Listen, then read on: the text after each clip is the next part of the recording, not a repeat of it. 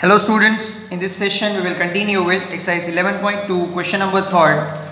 Draw a circle of radius 3 cm. Take 2 points P and Q on one of its extended diameter, each at a distance 7 cm from its center. Draw tangents to the circle from these 2 points P and Q. Okay, first of all हमें एक circle draw करना है जिसका radius होना चाहिए 3 centimetre. तो step by step जाएंगे हम. So I have taken a radius equals to 3 centimeter. Let me draw a circle from here.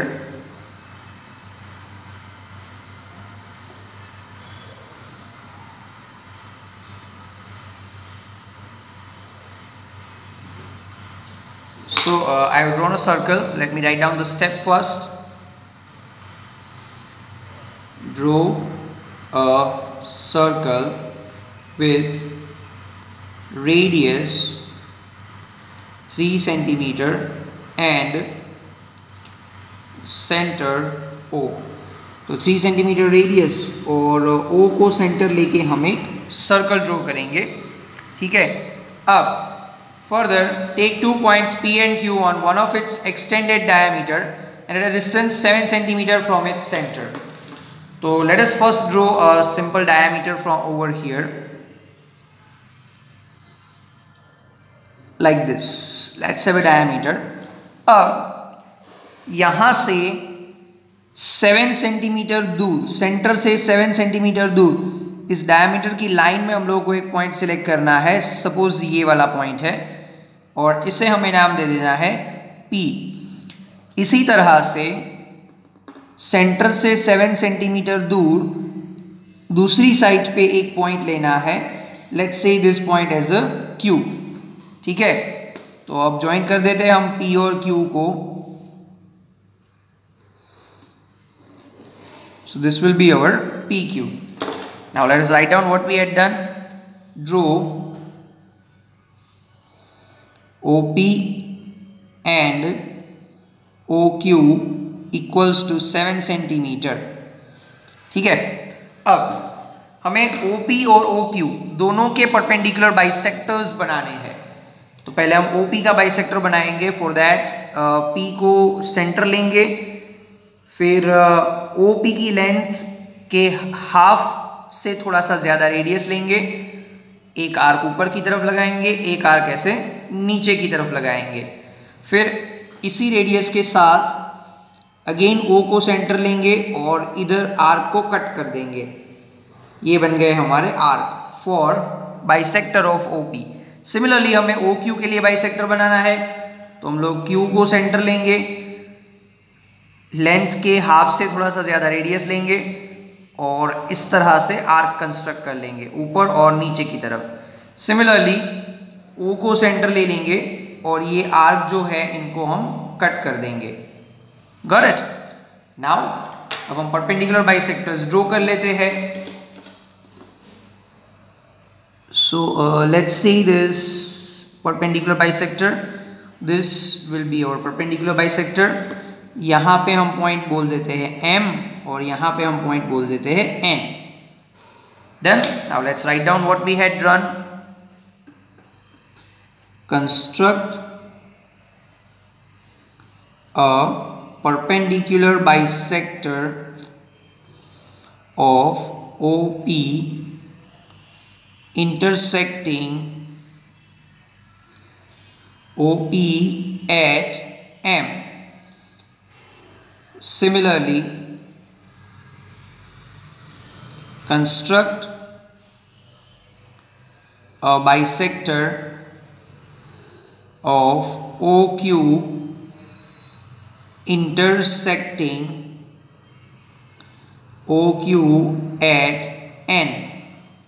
Done. अब नेक्स्ट स्टेप में क्या करना है, M को सेंटर लेना है, O जितना रेडियस चाहिए और इस तरह से हम यहाँ पे एक सर्कल जो है वो कंस्ट्रक्ट कर लेंगे लाइक दिस. डन. फिर सेम रेडियस N पे सेंटर और इस तरह से यहाँ पे एक सर्कल कंस्ट्रक्ट करना है लाइक दिस. Got it. बस सिंपल. अब ये जो पॉइंट्स है इंटरसेक्शन के, इससे हम सपोज नाम दे देते हैं ए बी, यहाँ पे नाम दे देते हैं सी एंड डी। ठीक है, तो let's write down what we had done. Draw a circle with center M and radius OM intersecting given circle at A and B। इसी तरह से draw a circle with center N and radius ON intersecting given circle at C and D।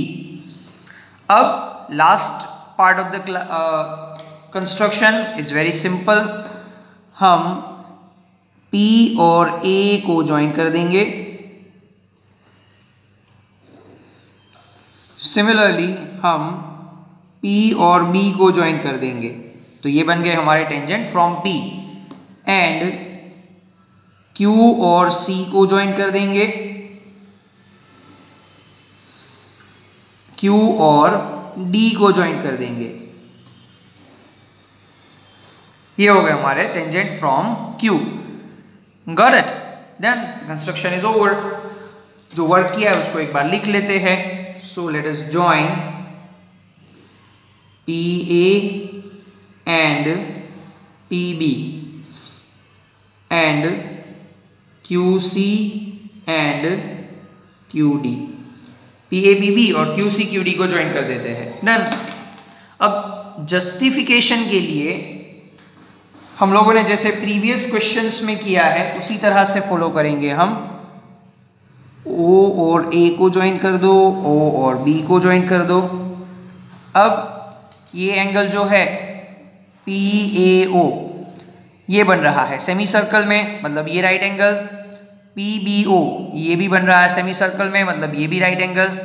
That means OA और AP perpendicular होंगे, इसका मतलब ये बन गया टेंजेंट। OB और PB भी परपेंडिकुलर होंगे, मतलब ये बन गया टेंजेंट एज पर theorem 10.1। Similarly we can join O to C over here and O to D over here। तो ये angle right angle because in a semi circle, ये एंगल भी right angle because this is in a semi circle. That means ये भी हो गया tangent, ये भी हो गया टेंजेंट।